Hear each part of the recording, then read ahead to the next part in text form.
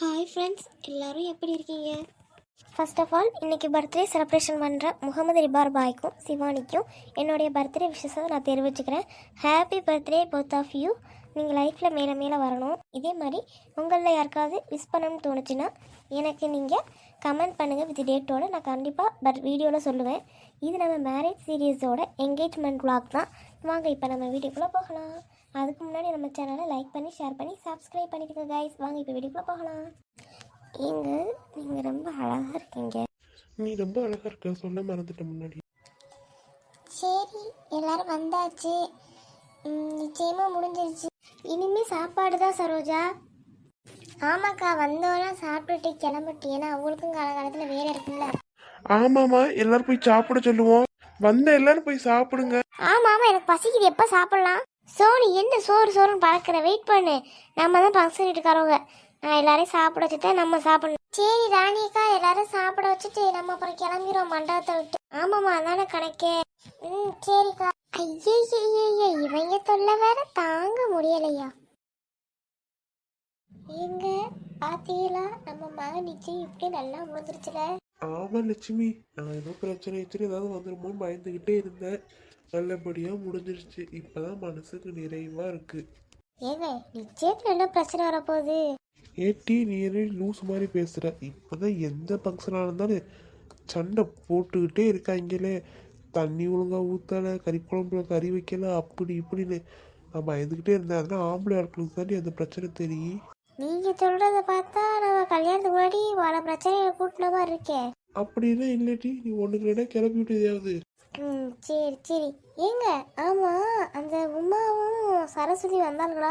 இல்லையே, நான் பார்க்கலையே. சின்ன பொண்ணு மட்டும்தான் பார்த்தேன், நல்லா மேலே நின்றுச்சு வந்து. உமாவும் சரஸ்வதியும் பார்க்கல. ஆமாங்க, அவளுக்கு வரவே இல்லை. இருங்க, சோனியை கூப்பிட்டு கேட்குறேன். அவள் தான் சுற்றிட்டே தெரிஞ்சா, அவளுக்கு தெரிஞ்சிருக்கும். சோனி, சோனி, இங்கே வாட்டி ஒன்று கேட்கணும். இதான் இப்படியே சொல்லுமா, நான் சொல்கிறேன். பார்த்தீங்களா உங்கள் மகளை? சொன்னால் வாமான்னு சொன்னால் வரணும். இது என்ன பிள்ளை? இந்த பிள்ளை எனக்கு பிடிக்கவே இல்லை, எரிச்சலாக தான் வருது. ஒரு தடவை கூப்பிட்டா போய் என்ன ஏதுன்னு கேட்போம். இதே பழக்கம் தானே மாமியார் வீட்டுக்கு வரும். நீங்கள் திட்ட மாட்டீங்களா? நான் சொன்னால் மதிக்கவே மாட்டேங்கிறாரு. அப்பா, நீங்கள் தானே பொறுப்பாக கண்டித்து வளர்க்கணும். அப்புறம் கட்டிட்டு போகிறோம், நம்மளை தான் கிழிப்பான். ஏட்டி, எங்கேயோ போன மாதிரியாத்தா ஏன் மேலேருந்து ஏறாத்தாங்கிற மாதிரிலாம் இருக்கு. நான் பாடல செவனேன்னு இருக்கேன். நீ உன் அவளை கூப்பிட்ட, அவள் என்னன்னு கேட்டதுக்கு இப்படி சொல்கிற. என்னட்டு ஏண்டி வர்ற? இப்போ உங்கள் மகளை வர சொல்கிறீங்க, இல்லைன்னா உங்கள் மண்டை தான் உடையப்படும். ஆத்தாடி செஞ்சாலும் செய்வா. சோனி, இங்கே வாமா, அப்பா கூப்பிடுறேன். தான் வாரேப்பா. நீங்கள் ஒரு தடவை சொல்ல கேட்டுட்டு வர்ற பார்த்தீங்களா? இதே நானாக இருக்க இலக்காரம் போச்சு.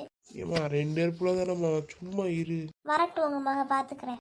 ஏட்டி, நான் அந்த கத்துறேன். உங்கள் அப்பா கூப்பிட்ட உடனே மட்டும் உனக்கு காது கேட்குதோ? இன்னும் நீ கூப்பிட்டதுக்கு நான் என்னன்னு கேட்க தானம்மா செஞ்சேன். கேட்டடி, ஆனால் என்ன சொன்னேன்? வர முடியாது, என்ன இருந்தாலும் அப்படியே சொல்லுன்னு சொல்கிறேன். உங்கள் அப்பா கூப்பிட்டோட வேமா வர்றியோ? ஏமா தாயே, எதா இருந்தாலும் சொல்லுமா, நான் பதில் சொல்லிட்டு போகிறேன். எனக்கே டயர்டாக இருக்குது. அப்படி என்ன மேடம், வெட்டி முறிச்சியே சொல்லிட்டு போங்க. அது தெரியல, ஆனால் டயர்டாக இருக்குது. தடி ஓகிட்ட பேசுகிற, எனக்கு பிபி தான் எகுரு. ஆமாம், உமாவும் சரசு வந்தார்களா நிச்சயத்துக்கு? இல்லையம்மா, வரலையே, நான் பார்க்கல. வரலன்னு தான் நினைக்கிறேன். ஒழுங்கா சொல்லுடி. ஆமாம், வரவே இல்லைம்மா. நான் வண்டை முழுக்க தானே ரவுண்ட் அடிச்சுட்டு இருந்தேன், பார்க்கவே இல்லை. வந்திருந்தாலும் உமாத்தை எப்படியா சட்டி தூக்கிட்டு வந்திருப்பா அவங்கள்ட்ட. வரவே இல்லை அவங்க. ஆமாம், நீ சொல்கிறது சரிதான். உமா ஒரு அண்டாவளை தூக்கிட்டு வந்திருப்பா. சரி, என்னன்னு தெரியல, ஃபோன் பண்ணி தான் கேட்கணும் உமாட்ட. சரி, ஒரு எட்டு நான் போய் பார்த்துட்டு வந்துடுறேன் உமா என்னென்னு. மாமியாமியாக்கு ஏதாவது ஆயிடுச்சா என்ன ஏன்னு போய் கேட்டுட்டு வந்துடுறேன்.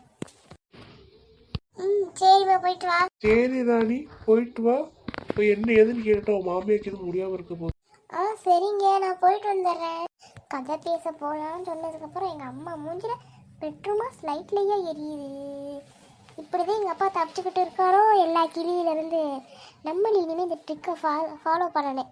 ஏதாவது சத்தம் வச்சுனா போய் உமாத்தி வீட்டுக்கு போயிட்டு வரியா, சின்ன பொண்ணை தூக்கிட்டு போயிட்டு வரியாமான்னு கேட்டு ஐஸ் வச்சு வீட்டிலேருந்து எஸ்கேப் ஆகிட வேண்டியது. இதே நம்ம கற்றுக்கணும். சரி டி, உங்கள் அக்கா எழுந்திரிச்சாலும் சொல்லு, நான் போயிட்டு வந்துடுறேன் உமா வீடு வரைக்கும். சரிம்மா, பார்த்து போயிட்டு வா. சரி டி, இங்கே எங்கேயாவது போகணும்னா பிள்ளைகிட்ட சொல்லி எனக்கு ஃபோன் பண்ணுங்க. சரி டி, நீ போயிட்டு வா வேமா. சரிங்க, பேசிட்டே இருப்பேன். போயிட்டு வரேன். சரி, போயிட்டு வா. சட்டை கிழிச்சிருந்தா தச்சு முடிச்சிடலாம், நெஞ்சு கிழிஞ்சிருச்சே எங்க முறையிடலாம், எனக்கு மட்டும் ஏதே இப்படியெல்லாம் நடக்குதோ, நேத்துதே என் புருஷன் போட்டு கும்மு கும்முன்னு கும்மி விட்டான், அதுக்குள்ள இப்படி ஸ்கூட்டியில் போய் விழுந்து தெரிச்சு போய் உட்காந்துருக்கேனே. நல்ல வேலை சரசக்காவே வச்சு ஏற்றிட்டு போனோம். ஆனால் ஆஸ்பத்திரி செலவுக்கு எதுவும் நம்ம கிட்ட கேட்கல. அவங்க கேட்டிருந்தாங்கன்னா நம்ம புருஷன் நம்மளை போட்டு துணி துவைக்கிற மாதிரி துவைச்சி புளிஞ்சில காய போட்டிருப்பான்.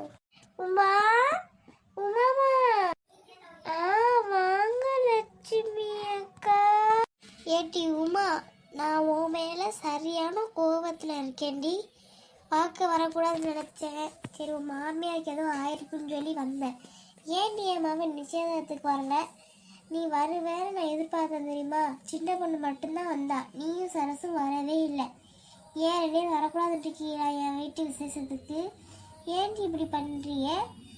உங்களை மதிச்சு கூப்பிட்டா நீங்கள் எதுவும் பண்ணுறீங்க, இதுக்கு வேலையும் பண்ணுறீங்க. என்ன உங்களையும் என் வீட்டில் ஒரு ஆளாக தானே நினச்சி கூப்பிட்டேன். ஏன் நீங்கள் வரலை? ஏக்கா, நீங்கள் பேசி முடிச்சிட்டீங்களா? இப்போ என்னைய பேச விடுங்கக்கா. சொல்லுடி அக்கா. முதல்ல வந்து உட்காருங்க, அப்புறம் சொல்கிறேன் என்னன்னு. எனக்கு வந்து உட்கார தோணணும்மா. நீ வராமல் இருந்தால் எனக்கு ரொம்ப கஷ்டமாக போயிடுச்சு.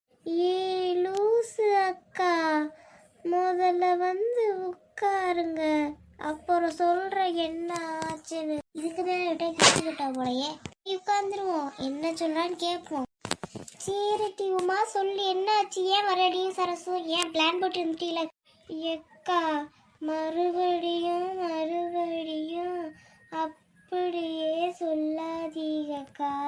வேற எப்படி சொல்ல? 2 பேரும் சொல்லி வச்சாப்புல என் வீட்டு விசேஷத்துக்கு வரல. அப்ப நான் அப்படிதானே கேட்க முடியும்? ஏக்கா, நான் நல்லா புது பொண்ணு மாதிரி கிளம்பி சரசக்கா வீட்டுக்கு போனேனா, அந்த அக்காவும் கிளம்பி இருந்தாங்க. கிளம்பி நாங்கள் வந்தோமா, அப்போ ஆக்சிடெண்ட் ஆயிருச்சுக்கா. என்னட்டி உமா சொல்ற? ஆக்சிடெண்டா? ஆமாக்கா. எப்படி ஆச்சு? எவன் வந்து வண்டியை விட்டா? எவனும் வந்து விடலக்கா, நானா போய் விட்டேன். ஏத்தி எனக்கு புரியவே இல்லை, கொஞ்சம் புரியுற மாதிரி சொல்ல. அது சரசு அக்காவோட புருஷன் வண்டியை விட்டுட்டு போயிட்டாரு. ஒரு ஸ்கூட்டி வச்சிருப்பார்ல, அதோட அந்த அக்கா ஆட்டோவுக்கு கால் பண்ணிட்டே இருந்தாங்க. அவங்க யாருமே எடுக்கலை. அதோட நானே இந்த வண்டி இருக்குல்ல, வாங்க இந்த வண்டியில் போன்னு சொல்லி அவங்கள கூப்பிட்டேன். 2 பேரும் ஒன்றா உட்காந்து நான் தான் வண்டி ஓட்டுனேன். வண்டி ஸ்மூத்தாகவே போய்கிட்டு இருந்துச்சு. இடையில வந்து ஒரு ஆட்டோக்காரன் வந்து விட்டுட்டான்.